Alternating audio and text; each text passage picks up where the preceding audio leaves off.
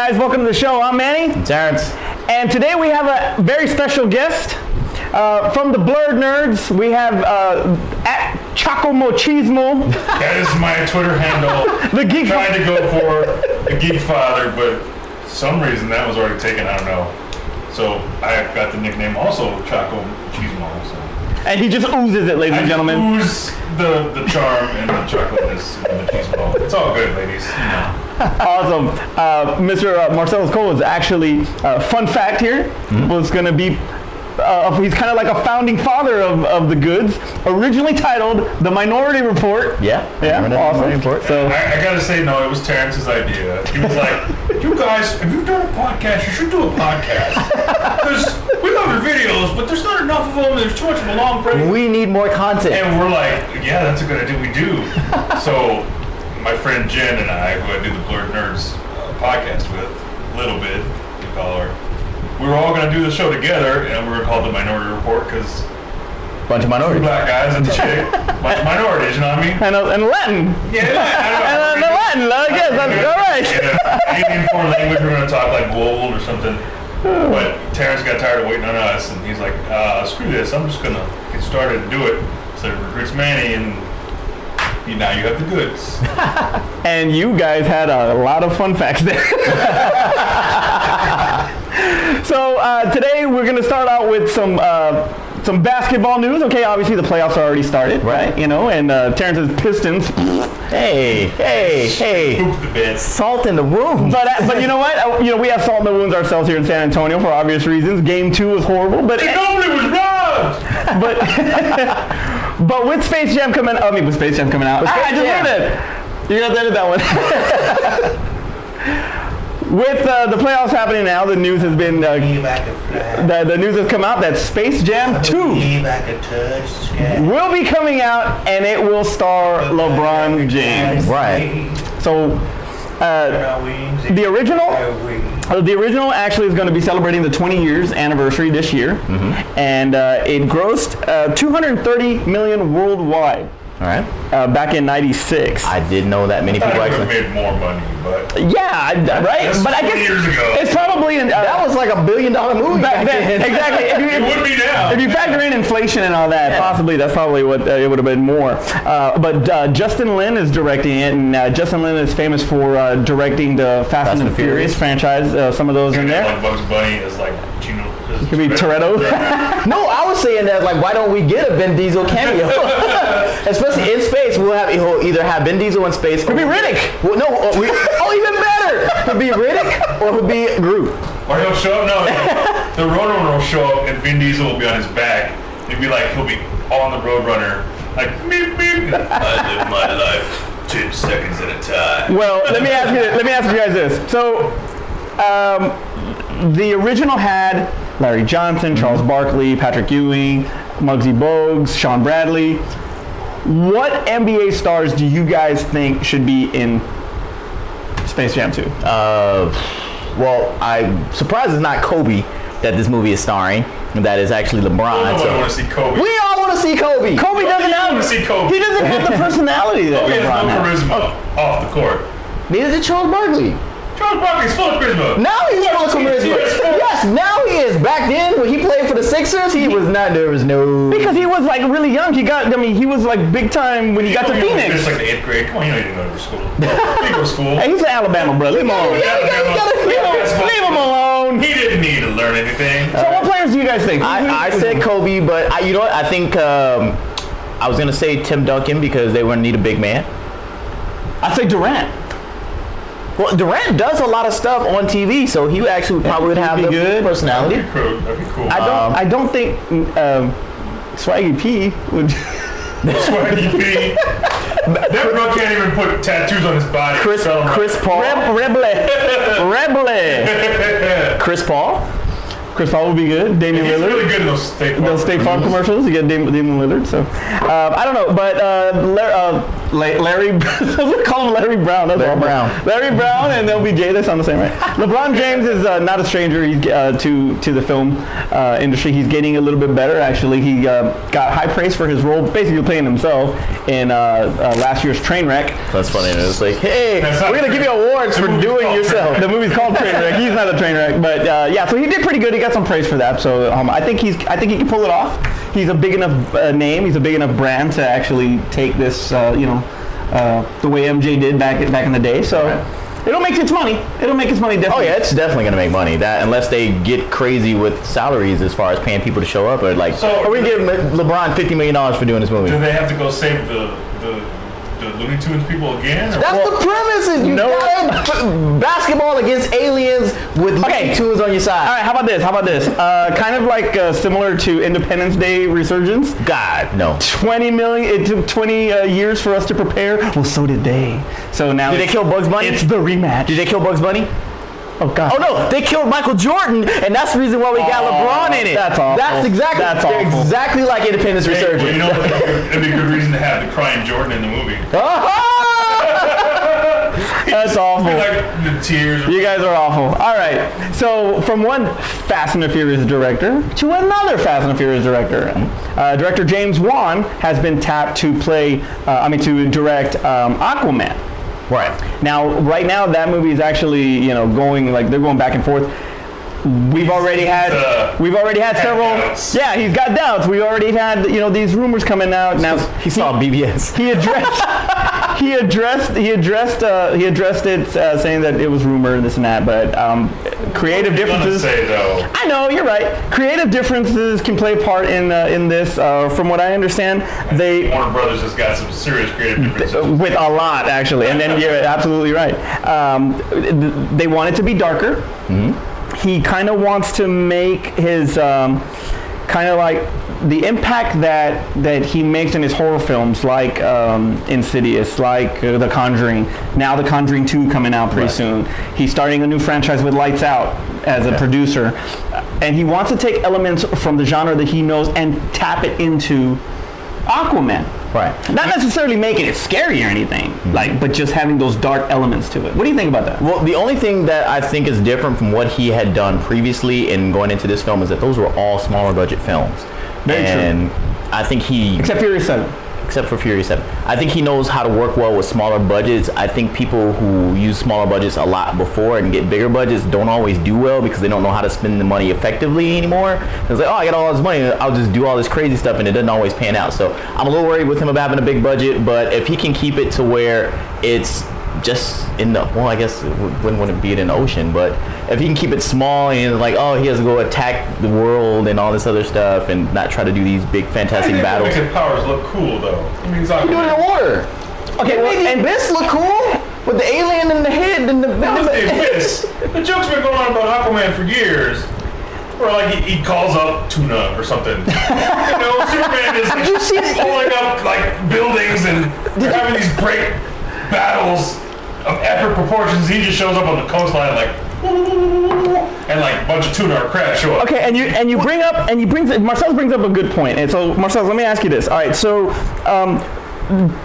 Aquaman has gotten a lot of flack for his character, basically, just like you say, and a lot of people make fun of him, and James Wan recognizes that. So in Batman vs Superman, when Aquaman appears, he kind of appears a little bit more threatening. Mm-hmm. He appears a little bit more intense. Yeah. The reimagining that James Wan is doing for this character is part of the reason why they have these creative differences. How do you think that it would impact it if they kind of reimagined the character and made him a little bit more intense, a little bit more badass? Well, they've done that before in the comics. When they gave I think Terrence is right. I think if they followed the path they take on the DC animated movies and used that Aquaman, maybe show where he lost his hand. He ended up having the fish hook, for a hand. Show that Aquaman. That happened? Candyman? He's just really pissed off. He had to cut his own hand off. He's got a kind of an adversarial relationship with Wonder Woman, like they did with Justice League War. Yeah. They just were fighting against each other in the alternate universe and stuff. And Flashpoint paradox. Mm-hmm. Yeah. So. Well, if they But if they go like Super Friends or. If they, well, that's been the biggest issue right now with Warner Brothers and DC as far as the dark tones of their movies. The tones are great, but there's got to be some. Well, the Dark Knight trilogy was pretty dark. I mean, it was Dark Knight, but I mean, it was a dark tone. But it did. Christian Bale played it with humor, and so did Heath Ledger, psychotic way, but he still did it. So they've done it before. Right. Why do you think they're shying away from that in this new universe? I think they're trying to be so anti-Marvel that they don't want to be seen as, we're doing it the way Marvel's doing it, just because Marvel's having success with it. They want to try to make the success on their own, and they're just missing the point. Well, it's okay if it's similar. Just make a good movie. Mm-hmm. And that's what and that's go see it. I think that's the thing right there is that the fans are the ones that are gonna have the last say on whether or not it's gonna be good. Take a chance on it. Now I know that they were worried about it, similar to what you were talking about for Suicide Squad, and they were forced to do reshoots. They sent some of the actors to do reshoots for humor purposes to make it lighter. Well, of course. So the director David Ayers was saying, "Oh no, we did reshoots for more action sequences." Which is code for shit. We need more humor. Well, yeah, I mean, he came out and he said that it's like, they greenlight me for more money, so I'm going to use it in, more, like you said, action scenes and stuff like that. But there's other things that we really haven't addressed. We don't really know. How many trailers have we watched already? We still don't really know the plot of this film. Yeah, you've seen all the action sequences. So, I mean, that's kind of the same problem. It seemed like they were still fixing stuff. So Superman, you just saw all the, cool, look, action sequence. Hey, they shied you away from the story because maybe they knew the story wasn't solid. Mm-hmm. Yeah, and rewrites and reshoots and everything. So I mean, Marvel sitting here with Captain America: Civil War. Yeah, we'll let the critics see it a month early. We'll just show them. We don't care. Oh, it's awesome. It's great. It's going to be balls out. Fantastic. Boom, dropping mics. Can we get more mics because we're out? Well, then Marvel dropped them all. So exactly. Speaking of, so Cap 3 has premiered overseas. Right. $200 million already overseas. Now it's projected to do another $200 million domestically this weekend. Opening weekend. So do you think that $200 million influences us going out to go see it on the first day, so that they get an opening night record? Anyway, but now we get overseas it's already $200 million, and you think that affects the people who weren't going to go see it that first day? Maybe we're going to wait till Saturday or Sunday to get around and go and see it. I think that the anticipation with the fact that they have more characters in it, it's not just a Captain America movie. It looks Avengers 2.5. You know what I think was selling people on it? And I was going to see Civil War to begin with because I've read the comic series, and I'm like, I've been a fan of Captain America forever. I think what really is going to bring people in is Spider-Man and the glowing things that they've been saying about his performance. Absolutely. For the 5 minutes he's on screen. No, he's got more. 30 minutes. Oh, he's going to be on for 30 minutes. He's like 10 minutes as Peter Parker, 20 minutes as Spider-Man. They say there's a battle sequence near the end of the film where just will blow your mind. The airport scene is what everybody's talking about. You've seen the clip.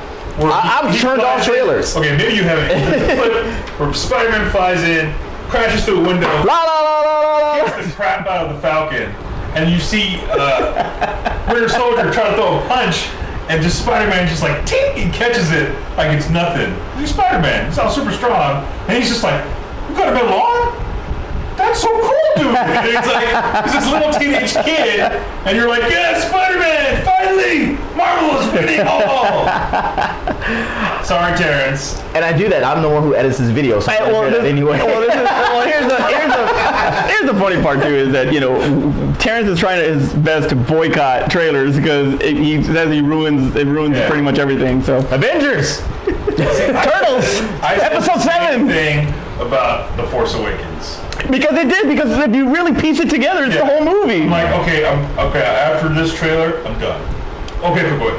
International trailer, I'm done. Okay, after this TV spot, after this, and by the time I got to the end, I read the whole leaked script and everything, and I was just like, I couldn't help myself with Star Wars either, but I'm just... You tell yourself you're not going to but you do anyway because you're a geek.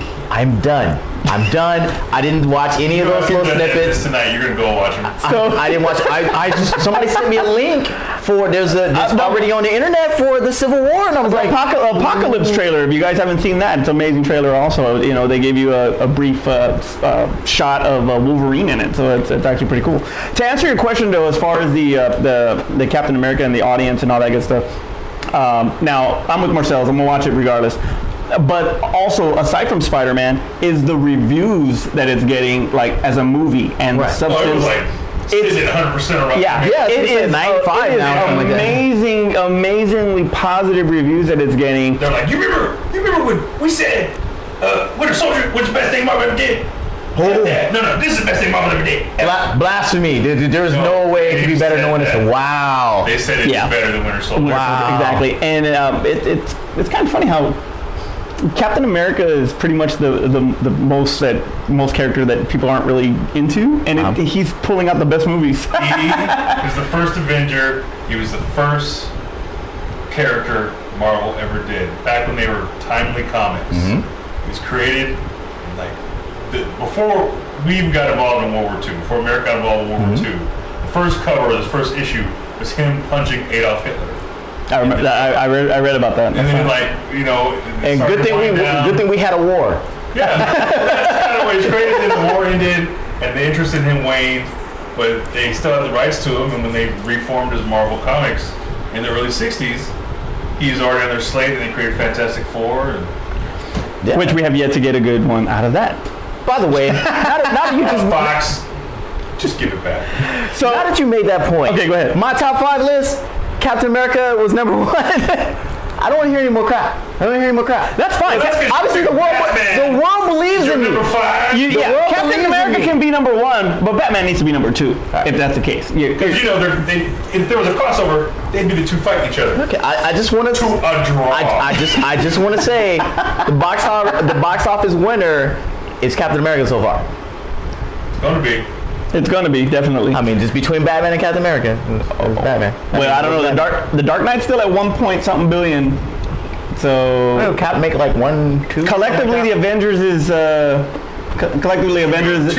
almost at 2. So yeah. So either way, it's going to be good. Now, Marcel brought up a good point. Fox has some. They have the X-Men. They have Deadpool. There is potential talks of them sharing the universe, Marvel and Fox. If it happens, which I don't really see it not happening, they're already sharing the Hulk because the Hulk belongs to Universal. They're already, recently they're sharing Spider-Man with Sony. So I see it happening with the Inhumans being delayed indefinitely, and then basically coming into the whole. Agents of S.H.I.E.L.D.? Yeah. With them coming in, because that's totally what Agents of S.H.I.E.L.D. is. They shouldn't even be called Agents of S.H.I.E.L.D. They should just be called the Inhumans TV show. Yeah. So you know the reason they canceled the Inhumans movie, right? No. There's a whole feud between Ike Perlmutter. Oh yeah, I heard about that too. The Marvel TV chief, and Kevin Feige, who's the Marvel. The studio's chief. And Kevin Feige's just mad because he wasn't the one to introduce the Inhumans in his movie, whereas they got to do it on Agents of S.H.I.E.L.D. first. Yeah. So he's like, well, you know what? F that guy. He's not going to be on my movie slate. We got all these other movies, so they kept pushing it back, putting it in development hell to the point where they just quietly shuffled it off their slate. Yeah, well, now he'll be a better person to him. Well, right now, if it does happen, Marvel will have no creative control over X-Men, over Deadpool, but they will have the ability to cross them over. So we're talking about who they think will cross over with? Well, I think, and Marcel brought it up right now, they really have to do something with Fantastic Four. That's going to be what they cross over. They have to do something with it because they have Fox can't figure out what to do with it. They have not done anything good with it at all, and it even goes back to the Silver Surfer and the 3 movies. Yeah, and none of them have done good. One has been worse than the other one before. even though I always liked the Silver Surfer and Lawrence Fishburne's voice, I that was pretty cool. So anyway, What was up, Mr. Fantastic car. Keith David, dude? You were just all on like saying like the Keith David too. He would be awesome too. So, but he needs to be Spawn. But that's another topic for another day. So Anderson from Mass Effect. Keith David is awesome. So what do you guys think as far as do you think it's a good idea for them to go ahead and do those crossovers? Of course. It's the only way we get an extended Marvel universe. And it goes to if it does happen, it'll go to Phase 4. Because say you get Fox and Marvel make an agreement like they have with Sony, where Marvel gets creative control, but Sony gets the basically They get to reap the rewards of they it. get all of the monetary rewards. Marvel's just like, we just want him within our universe. We want a good movie. Yeah. We know how to do that. They're like, Sony, you can have all the money. We've already got a lot of it for Disney. Seriously, we don't need any more money. Plus, if the movie does well, that only helps their comic book sales anyway. Because they still have all the merchandise rights. They actually have a merchandising deal with Fox already. So a lot of toys, they share merchandising. We have this little movie called Star Wars. So. Yeah. We have Star Wars, we have Pixar. Jungle Book is out there now. Jungle Book. We just take all animated movies, make them into live action. We'll have, you know what? Same money over again. It's awesome. It's funny you said that because it'll potentially have the #1 and the #2 movie of the weekend. Phase 4. Who doesn't want to see Avengers versus X-Men? That would be so. That would be amazing. Can we get Hugh Jackman back for that though? Can we get Hugh Jackman? Oh, see, now that's where it's going to be kind of. They did with Iron Man with Robert Downey Jr. He's back and brings truck up and say, here's a percentage gross of the movie. Here's your 25-30 million salary for the movie. You're going to clear north of 50 million for this role. Just come back for one. I guarantee you. Got to work out one more time. I guarantee you, if that happens, he will be back as Wolverine. He will definitely be back. He will definitely be back. Hugh Jackman as Wolverine. Dude, if it happens, come back, bro. And if they introduce a new Wolverine, I wonder how they will try to correct the timeline to get him back in. Well, the one that concerns me, the wild card in all this, if they actually do merge, is Deadpool. He's the only one where it makes sense for him to be wherever. But I'm talking about as far as his breaking the fourth wall, his language, him talking trash, him actually talking about timelines. Does he call and Stewart and McAvoy? Does he call out Chris Evans for being Johnny Storm? Yeah, like I thought you were Johnny Storm. I think that would work in the Marvel, the MCU, because they kind of poke fun at themselves. And they have a good time with it, you know. I think Deadpool will be perfect there. Which still is the #1 comic book movie so far. Rated R movie. No, just period. Because Batman and vs Superman will not catch Deadpool. Domestically. Based on how much money it made and what it cost to make it. It's the most profitable. Even if they don't, even if they re-release it with the rated R version, making it like another 30 minutes, I don't even think it's gonna 3 hours. Do we need 3 hours? Something like that. Yeah. Do we need 3 hours of that movie? Just to see freaking Jenna Malone. Who? Jenna Malone plays the Oracle. Did they show Amy Adams' nipples this time? Hey. Ooh, it's rated R though. I might watch for that. It's rated R. So it's rated R. So with these successful Netflix series that are coming out right now, a new potential series is on. It could be coming out, and that's Dredd. Okay. We talked about Dredd a couple episodes ago. Judge Dredd with Carl Urban potentially coming back for this. It's a possibility. What do you think? I'm good if they bring back Carl Urban. If they keep the same tone that they had in the previous movie, I'm all for it. If they go the Netflix route, Marselles, and instead of going to a potential watered down version of TNT or whatever, do you see it working? I see it working fantastically. Because the Netflix is the way to go now if you want to tell gritty stories and series. Look how well Marvel is doing. Everything they put out on Netflix is just the bomb diggity. And you got other shows, original programming like Orange is the New Black, or House of Cards, and you could tell a nice, tight, contained story over 13 episodes. You could have you could cover a breadth of, 2000 AD, like the whole comic series, The Dark Judges and Cursed Earth, and Just go through the whole history of it. Well, there's a numerous amount of stories revolving of Judge Dredd in there that Carl Urban really wants to tell.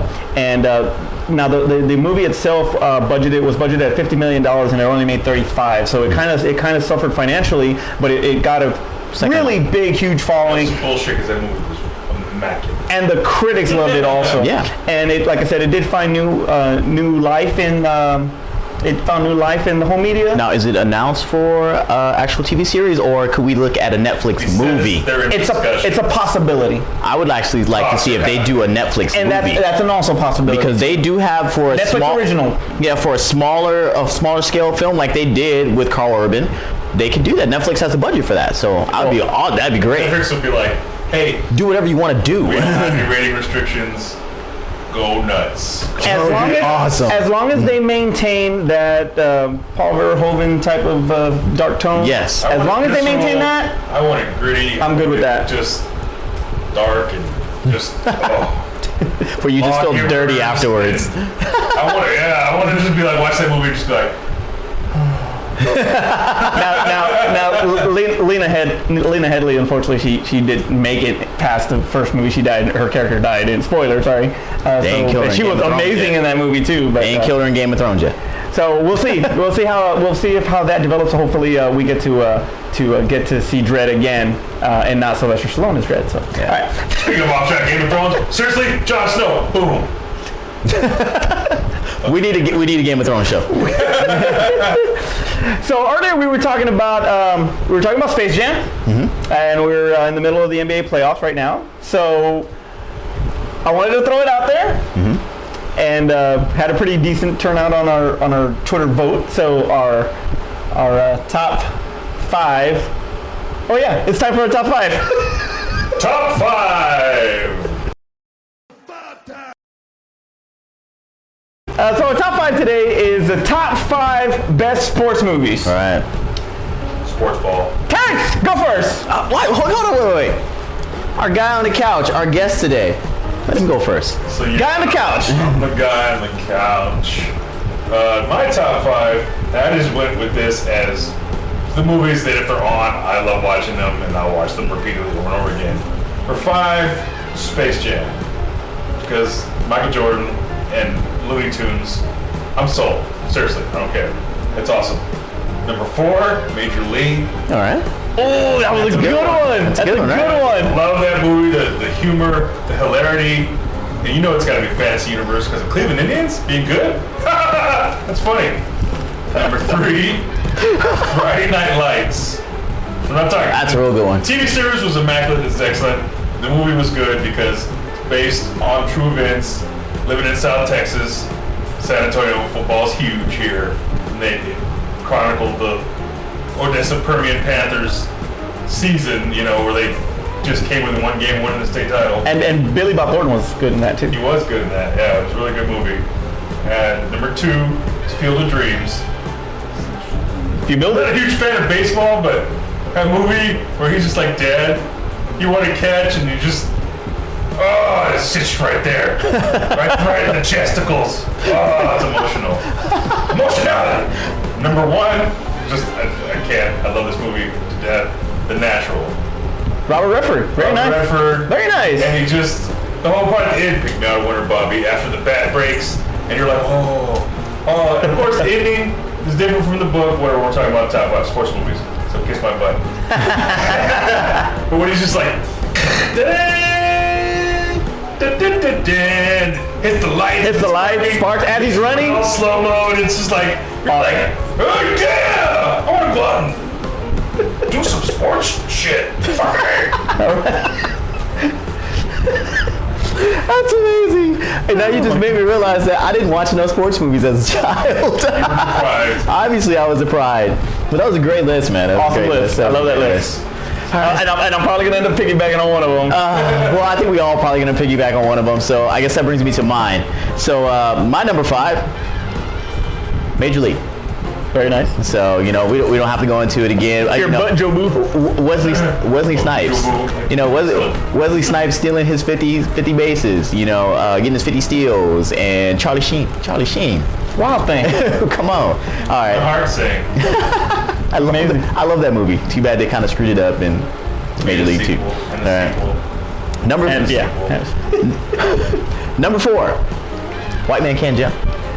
Ooh. Man, we're gonna have some similar ones. White Man Can't Jump. I mean, it's basketball at its pure. I mean, on the streets. I'm gonna get my gun. We'll come back. I'm gonna shoot all y'all. I'm gonna shoot all y'all. That was amazing. I love that. And Wesley again. Wesley is. Maybe that's my whole theme. Maybe I just got Wesley all over my list. You like that black ass Wesley Snipes. Hey, he does it all. He does sports. He does martial arts. He's a vampires? Vampire killer. Amazing. They're gonna make a sports vampire killing movie. He's just And he'll be again passenger 57. Always bet on black. Always been on that. Number 3, basketball. It's a sports movie, damn it! It's a sports. You kids and your Dan Fogelberg straight track tapes. Redstone. What's going on? Oh my God! If you've ever seen if you've ever seen South Park, which everybody has, I mean, this was the first time you actually got to see them from behind the animation That's a good screen. choice because It's hilarious. I loved it. hilarious. I loved it. Trey Parker and Matt Stone, they lived in San Antonio. Oh wow. I didn't know that. That's a good What I've heard. knowledge. Could be wrong, but I'm rarely wrong. Well, unless they were at South Park Mall, and that's when It's not. See what you did there. All right. Number 2. Remember the Titans. Oh! You're killing me, Petey. You're killing me. Similar, I swear, man. Okay, go ahead. Now you make me think of one I should have had on the list. I forgot. Should have. Can I do an honorable mention? Yes, you can. Yes, we do honorable mentions at the end. So number one, I'm actually still up in the air on which one I want to pick over which, but I'm gonna it hurts my heart a little bit, but I'm gonna go Rocky 4. 4? 4. It's just montages. The greatest montages ever. The greatest montages ever. Montage. And I wanted to go Rocky 3, but I always say Rocky 3 for everything. So Well, and we're trying our best not to. yeah, and I went Rocky understand. 4 this time because, the heartfelt, watching Apollo die, Ivan Drago. Hey, you know what? Freaking Rocky ended communism. He ended the Cold War. Because if I could change, you could change. Very nice. Very That's nice. my top 5 list. Very nice. My number 5, and we got drunk to this movie many times. Oh, that's The a lot. Replacements. Oh, God, yes! Keanu Reeves, Gene Hackman, freaking great chemistry between those two, but it was the freaking, the team itself with Jon Favreau and, oh my goodness, what was it? Orlando Jones. Orlando Jones. That was like his breakout movie. That's Kurt Frank. That was like the biggest thing he did after he did the Sprite commercial. It was amazing. He's freaking awesome in that movie. I loved it. Number 4 was also White Man Can't Jump. So many quotable lines in that movie. It was just freaking awesome. And it was pretty much what started the whole Wesley Woody thing. After that, they did Money Train, but it introduced us to Rosie Perez, awesome. and I'm still thinking that movie. Still thinking that movie. Number 3, of course, is Major League. I mean, there's just another quotable line when Corbin Burnson is talking trash about his contract, and the brother just throws it and pisses on it. Just freaking amazing. Number 2 is Rocky 1 because Rocky 1 because of the whole underdog thing. It was in 1976. There's underdog in every movie. It was in 1976, and if you look at all of the tags and critiques of all these other movies, it's Rocky on Ice, it's Rocky on this, it's Rocky on that, because Rocky started it all. So I'm gonna stay with Rocky 1. Number 2 is Remember the Titans also, but just because of the message and then the ending and how everybody came together after going through all the racial stuff, that it was a together movie, and I freaking loved it. Honorable mention was Hoosiers. I've never seen Rudy. I've never seen Rudy. I apologize, I've never seen Rudy. I got The Babe, Coach Carter, Glory Road, and 42 for my niece over here. All right. So, Choco I only have really Machismo. one honorable mention. You made me think of it when you were talking about your picks. It's The Sandlot. Oh! Sandlot. Killing me, Smalls. You're killing me, Smalls. Man. Sandlot. never seen it. It's great because it just reminds you of your childhood when you're playing street ball and you lose the ball. I lose my dad's ball. It's gonna kill us. We gotta get it back. It's just shenanigans and Sick balls. Exactly. And it's great and it's a fantastic movie. My honorable mention was Karate Kid. Very nice. You're the best. But you gotta have the fingers. Get you down. Mr. Miyagi, you got a black belt? Hey, where'd you get from? JC, what do you say? JC Penney. Like, yeah. It was awesome. That's a great show. Is that your only one? I mean, Yeah, y'all already mentioned all the other ones. Sandlot would have been my other one. Sandlot was yeah. I've never seen it, but the part that I You have never seen I have never Sandlot? seen the Sandlot. You can't say shit because you've never seen Goonies. Very true. So Man has never seen the Goonies. I've never seen Top Gun. You So can it's write okay. hate mail to their YouTube page. Please comment on his lack of watching Goonies. All right. Terrence, take us home. All right, so as we say at this point in every video, we would need you guys to like, comment, subscribe. We definitely want to hear what you guys' top 5 sport movies are. Sports movies with an S. Sports movies are. So I always go outside of the box. So please give me a little break on the hate comments, stuff like that. But definitely, No breaks. if you are gonna tell me how bad my list is, I want to hear how great your list is. So What? Nerds telling you how great their stuff is? well, it happens. The odds of that happening. It happens from time to time. Not a lot, but from time to time. So I just want to, actually all of us from the Goods just want to give our condolences to Afeni Shakur, Tupac's mom, passed away Yeah. at 69 years old. She passed away. 2016 has taken Dear Mom. another person. Yeah, it's adding up quickly. It's adding up very quickly. So prayers out to the family of Tupac. And prayers again, Patton Oswalt. His wife passed away. Very Chad true. Alpha, Yeah, condolences love to you, you too. We want to thank the Geekfather, Marselles for joining us on today's show. Episode 20. First guy on the couch. The first guy on the couch. Awesome. Couch. So we want to say thank you to him. Please make sure that you listen, keep an eye out for their podcast at the Blur Nerds. Follow them on Twitter at Choco Machismo At the Blurred Nerds. at the Blur Nerds. So until next time, I'm Manny, Terrence. I'm the guy on the couch. and that was the Goods.